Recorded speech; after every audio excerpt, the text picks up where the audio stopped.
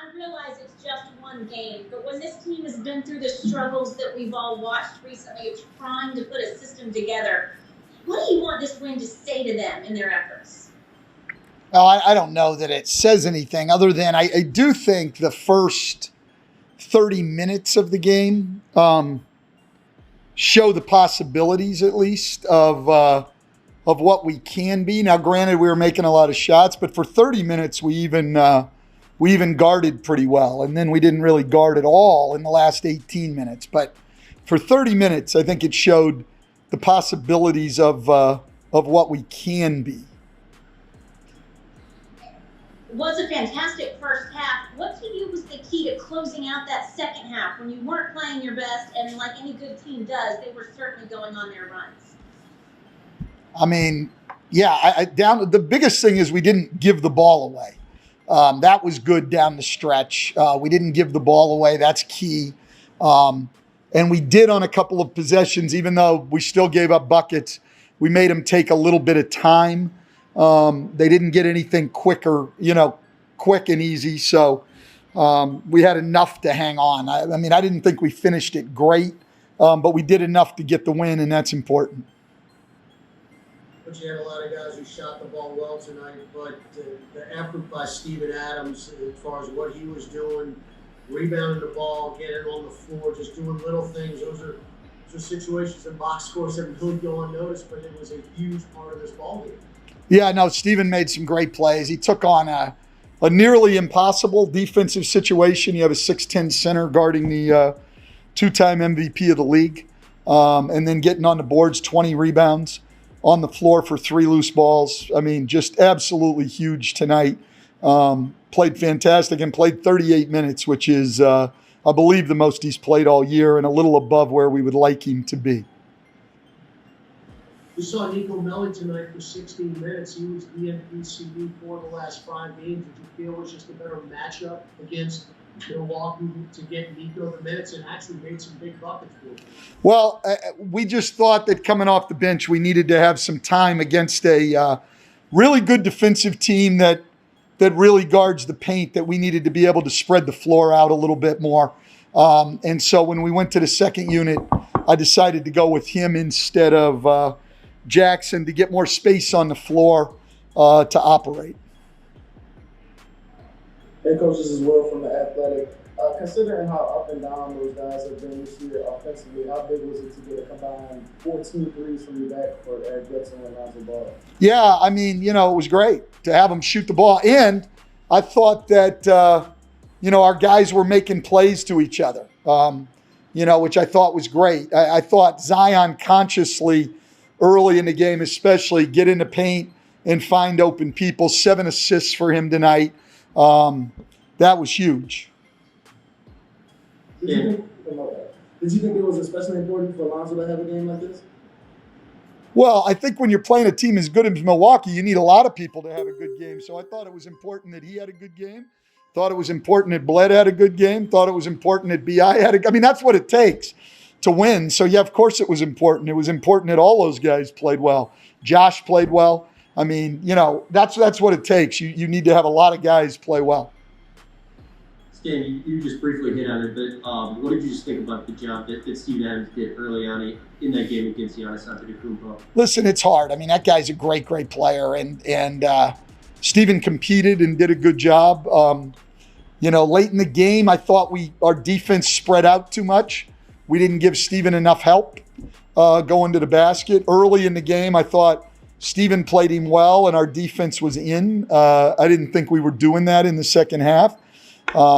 So when our team did what they were supposed to do, Steven was pretty good.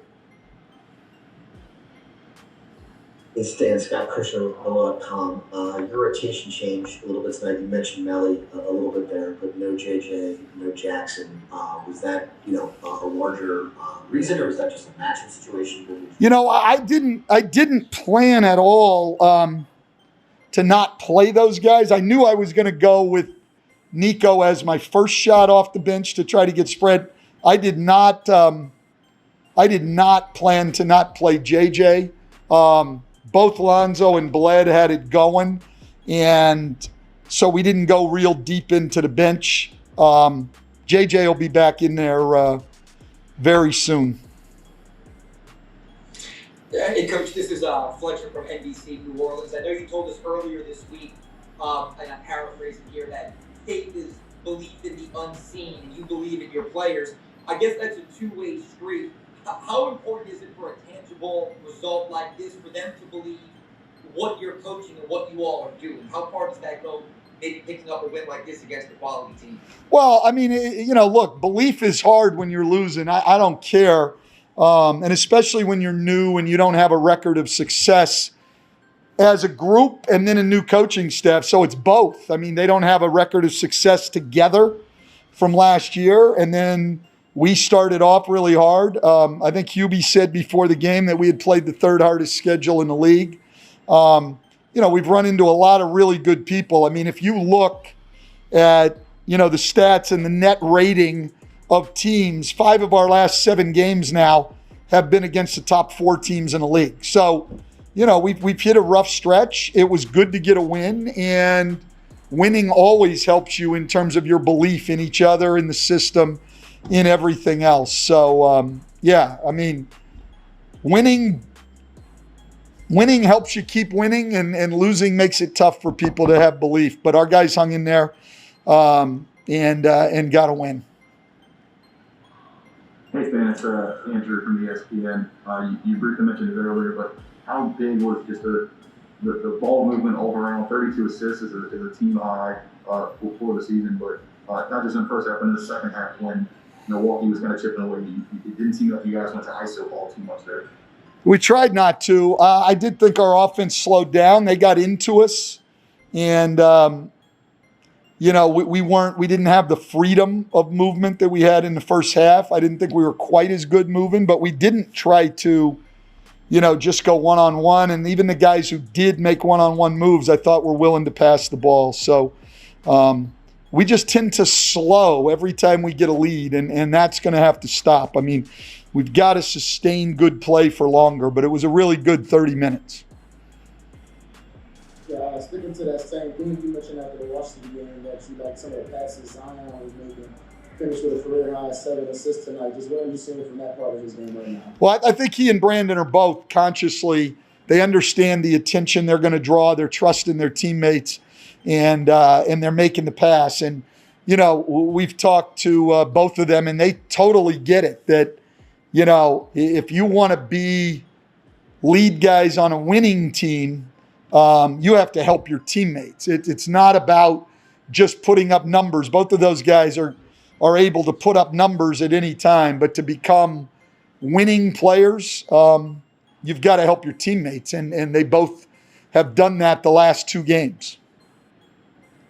Okay, Stan, I know you play again tomorrow night. You mentioned Adams' workload. Maybe this is too soon. Have you thought about how you'll handle that? Will anybody need to be pulled back or played differently because of that? I mean, we'll see. I haven't done any Houston preparation yet. Tomorrow morning we'll be in early, the staff, and we'll start talking about some of that, and then we'll walk through with our team and get ready. But I mean, this game just ended. I haven't really had much time to do Houston preparation.